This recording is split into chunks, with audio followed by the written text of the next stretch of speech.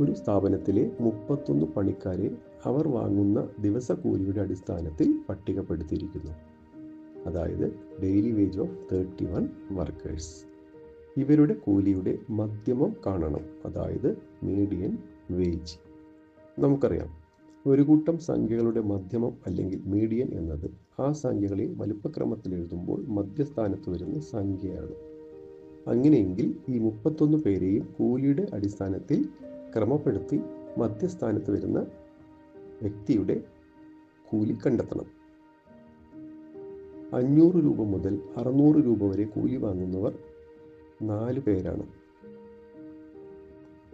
മറ്റൊരു തരത്തിൽ പറഞ്ഞാൽ 600 രൂപയോ താഴെയോ വാങ്ങുന്നവർ 4 പേർ എന്ന് സങ്കല്പിക്കാം.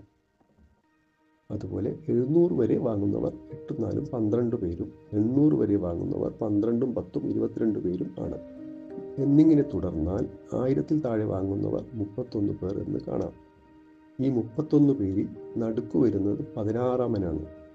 അയാളുടെ കൂലിയാണ് മധ്യമ കൂലി അല്ലെങ്കിൽ മീഡിയൻ വേജ്. പട്ടികയിൽ നിന്ന് മറ്റൊരു കാര്യം വ്യക്തമാണ്. 12-മൻ്റെ കൂലി 700 സങ്കല്പിച്ചാൽ 13-മൻ തൊട്ട് 22-മൻ വരെ 10 പേർ 700-നും 800-നും ഇടയിൽ കൂലി വാങ്ങുന്നതായി കാണാം. ഇതിൽ ഒരാളാണ് 16-മൻ. സൗകര്യത്തിനായി 700 തൊട്ട് 800 വരെയുള്ള ഭാഗത്തെ 10 തുല്യ ഭാഗങ്ങളായി വിഭജിച്ച് ഇവർ ഓരോരുത്തരുടെയും കൂലി നിശ്ചയിച്ച് നൽകാം. 700 തൊട്ട് 800 വരെയുള്ള ഭാഗത്തെ 700 710, 710 720, 720 730 എന്നിങ്ങനെ തുല്യമായുള്ള വ്യത്യസ്ത വിഭാഗങ്ങളായി വിഭജിക്കാം. ഇതിൽ ആദ്യ ഭാഗത്ത് 13-മൻ്റെ കൂലി നിശ്ചയിക്കാം. അതായത് 700 710 എന്ന വിഭാഗത്തിൻ്റെ നടുക്കുള്ള 705 ആകട്ടെ അയാളുടെ കൂലി.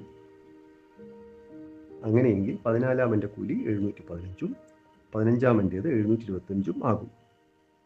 ഇത്തരത്തിൽ നോക്കുമ്പോൾ 16-മൻ്റെ കൂലി 735 ആണ്. അതാണ് മധ്യമക്കൂലി, അതായത് മീഡിയൻ വേജ്.